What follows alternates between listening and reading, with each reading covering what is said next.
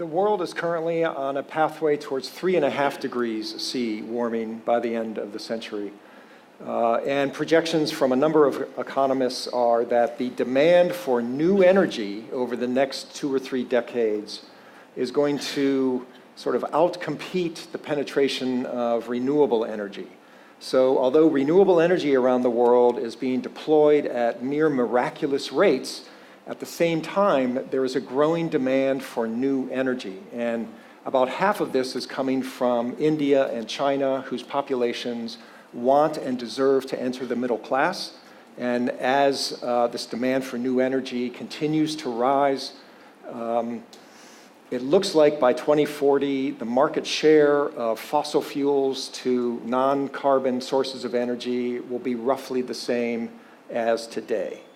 So this basically says, right, 1.5 is really not practical, 2 is not achievable, and we're on this pathway to 3.5 degrees C. So what's needed here is a war on carbon. This is an all-hands-on-deck moment. Thank you. The entire planet needs to come together and go to war. I'm sorry for the analogy, but that's the sort of mobilizing catalyst that's needed.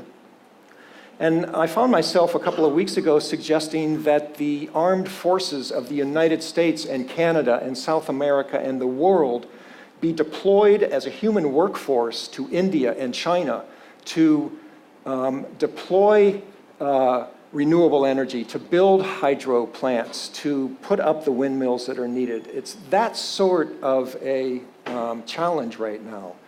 And of course, you know, this dream is not likely to happen, but that's how I characterize the need. And the last thing I will say is that the rule of thumb is that the world has to cut its carbon emissions by about 50% per decade. If we start in the year 2020, about 15 months from now, and we begin to decrease our carbon emissions at 50% per decade, by roughly mid-century, we will be a largely decarbonized world economy, and we stand a chance of stopping warming at 2 degrees C.